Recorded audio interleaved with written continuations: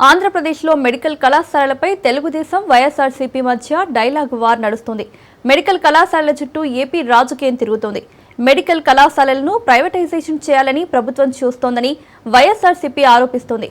ప్రభుత్వం మాత్రం public private partnership ద్వారా నిర్వహించాలని యోచిస్తోంది. ఈ అంశంపై రాష్ట్ర వ్యాప్తంగా అటు టీడీపీ ఇటు వైసీపీ మధ్య మాటల యుద్ధం నడుస్తోంది. నంద్యాలలో మెడికల్ కళాశాల వేదికగా రాజకీయ పార్టీలు విమర్శనాస్త్రాలు సంధిస్తున్నాయి.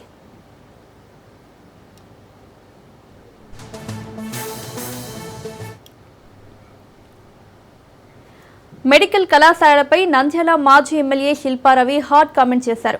నంద్యాల మెడికల్ కళాశాల పునాదులు లేవని హోంమంత్రి మాట్లాడటం హాస్యాస్పదమని అన్నారు. 1.5 సంవత్సరమైనా కాలేజ్ గేటుకు బోర్డు కూడా పెట్టలేదని కూటమి ప్రభుత్వంపై విమర్శలు గుప్పించారు. తాము ఒకే రోజు రాష్ట్ర వ్యాప్తంగా 17 మెడికల్ కాలేజీలకు శంకుస్థాపన చేసి అందులో 5 కాలేజీలను ప్రారంభించామని, ఈ ఏడాదిన్నర కాలంలో కూటమి సర్కార్ ఏం చేసిందో చెప్పాలని ప్రశ్నించారు.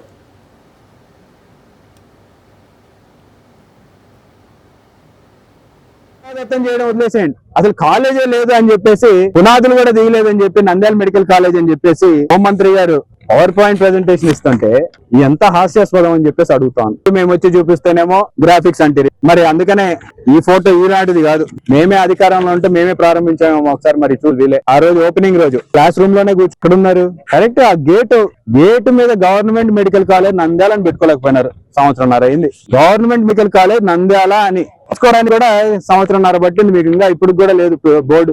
అంత బ్రహ్మాండమైన ఆర్చ్ మేము కట్టిస్తే దాని మీద బోర్డు పెట్టుకోలేని పరిస్థితి. వీళ్ళంట మెడికల్ కాలేజీలు అన్ని మేమే తీసుకొచ్చినాం అని చెప్పేసి ఈరోజు ప్రగల్భాలు.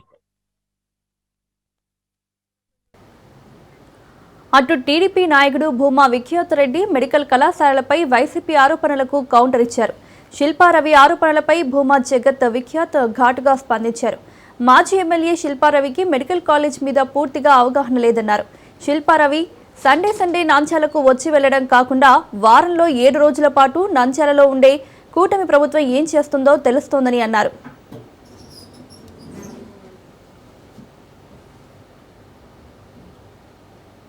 మెడికల్ కాలేజ్ విషయము మాజీ సండే ఎమ్మెల్యే మాట్లాడిన మాటలు చూశాను. ఆయనకి ఇంకా సబ్జెక్ట్ మీద పూర్తి అవగాహన లేనట్టుంది.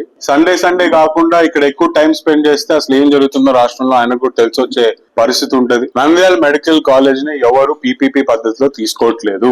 ఏదైతే గత ప్రభుత్వంలో దాదాపు 85% 90% కి కంప్లీట్ అయ్యి వచ్చిన 5 మెడికల్ కాలేజ్లు ఏవైతే ఉన్నాయో అవే పద్ధతిలో నడుచుకోబోతున్నాయి. కొత్తగా ఏవైతే 30% కూడా కన్స్ట్రక్ట్ కాని మెడికల్ కాలేజీలు ఉన్నాయో దాన్ని పీపీపీ విధానంలోకి మనం తీసుకోబోతున్నాం. కారణం, ప్రైవేట్ వ్యక్తులు వస్తే డబ్బులు తొందరగా పెడతారు, తొందరగా కాలేజీలో ఫినిష్ అవుతే తొందరగా స్టూడెంట్స్ కూడా కాలేజీకి వెళ్లే పరిస్థితి ఉంటుంది. కానీ దాని కంట్రోల్ కూడా మళ్ళీ గవర్నమెంటే పెట్టుకునే పరిస్థితి.